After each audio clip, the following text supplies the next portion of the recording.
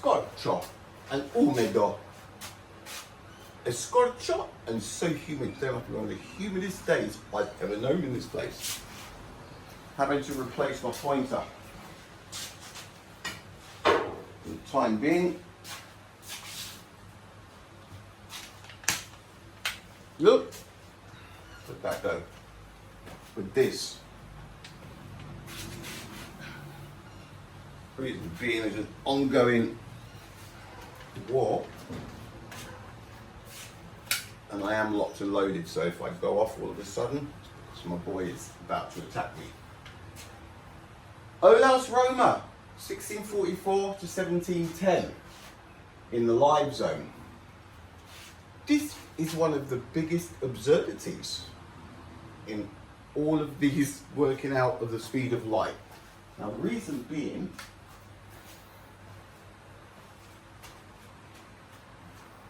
we have the sun, there's Earth, there's Jupiter. We've got Mars, Mercury, Venus, Saturn, and Neptune. The reason this is an absurdity, and it's a rubber duck, we've got two sports teams. One of the teams wins the first two. The last one, it's pointless even playing. It's not pointless playing, it's good to get one back, but it's a rubber duck. It doesn't matter if they win or lose, they've already lost.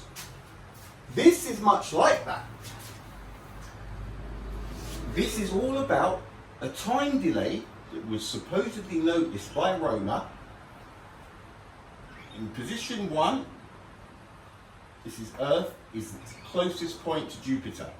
So he took some kind of magical reading where he could time it and write it down, and 6 months later he'd know exactly when. So he must have had some kind of electronic device or something. 6 months later, which is Earth's orbit, right? So it comes up here, give or take a few weeks or months, but it came out from behind the sun. Jupiter would have moved 120, was it 12 years, 1/24th of its orbit around Earth, so it wouldn't have moved a lot. And this is the point 2, and he took another reading of the moon Io as it came from behind Jupiter, right? But he's using a telescope.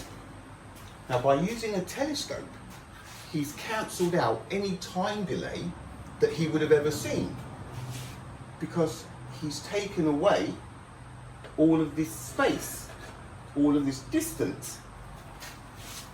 Because with a telescope, you are right up looking at Io, right where it is. You're not waiting for anything to come back to you. There's 150 million kilometers between the Earth and Sun there, and there's 150 million when it's on the other side of the Sun. That total distance, it's 300 million kilometers. It's this distance from there to there that they're saying causes this light delay, because it's so much further away that it's taken speed of light 20 something minutes to get there.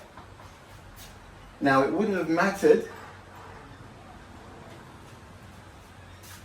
if you were on Mars looking with a telescope at Io, or from Mercury looking at Io, or from Venus looking at Io, or from Saturn looking at Io, or from Neptune looking at Io. If everybody was looking with a telescope, it wouldn't matter if somebody was 20 billion kilometers away or 50 kilometers away. Everyone is going to see it at the exact same time. So by using a telescope, he's cancelled any time delay that there would have ever been. But there isn't anyway, because the sun's light is absolute. Now, that is the rubber duck. Now, this is a fact. He was using a telescope. There can be no time delay. The end, right? So for all you Roemer lovers, I'm afraid No, it's an absurdity. But this is everything that has been put down about this. So it's quite an elaborate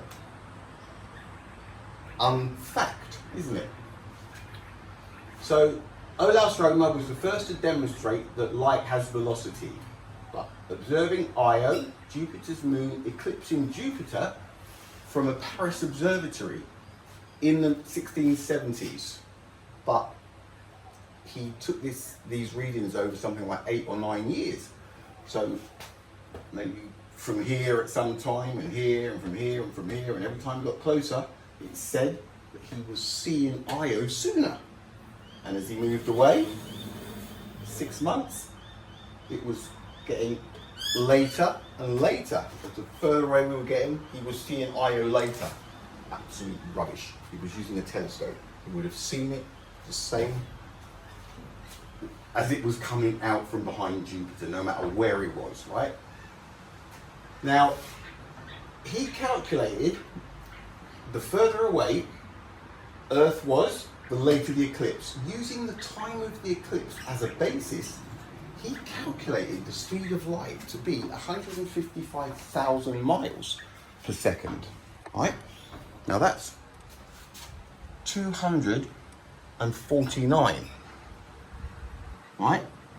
But they've said that he worked it out to be 220,000. Now I've written that up there, right? So he worked it out at 155,000 miles per second, which is 249,000 kilometers per second. But what we're told on the search engine is that he worked it out at 220,000. Now that's 30,000 kilometers per second that it's out. Look, it's impossible to follow.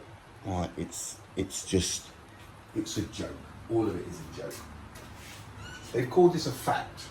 This fact, announced by Roemer in 1676, light has a finite and measurable velocity. It's an actual foundation stone of modern physics and astronomy. So what kind of foundation stone is it if he was using a telescope, right? The figure that he got was apparently close to Albert and Michelson in 1933. We've got Michelson and Piers in 1932, which was 299,000 kilometers per second. So again, it's not really close to anything, is it? That's all in the 1961. We go to the 1966 World Book. In 1675, so here we've got 1676. Here we've got 1675. He made the measurements by noting the delay in eclipses of Jupiter's moons. In Copenhagen, he built an astronomical telescope with horizontal and vertical rotation. He was made Royal Mathematician and Professor of Astronomy in Copenhagen in 1681, Copenhagen, Denmark. In 67-68, the tiny encyclopedias, light's finite speed, first demonstrated by Roemer in 1675. In the 1971, the velocity of light calculated by Roemer in 1675.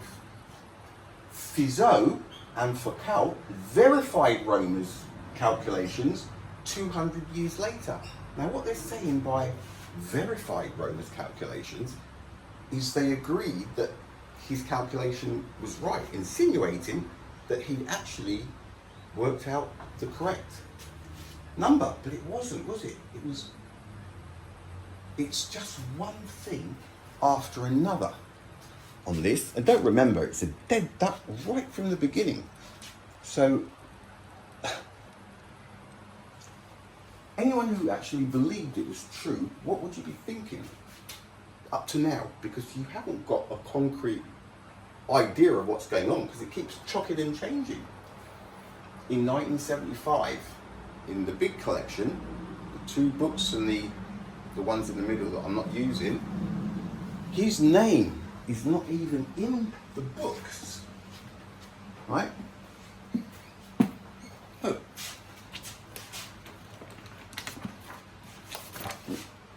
Now, I couldn't believe it.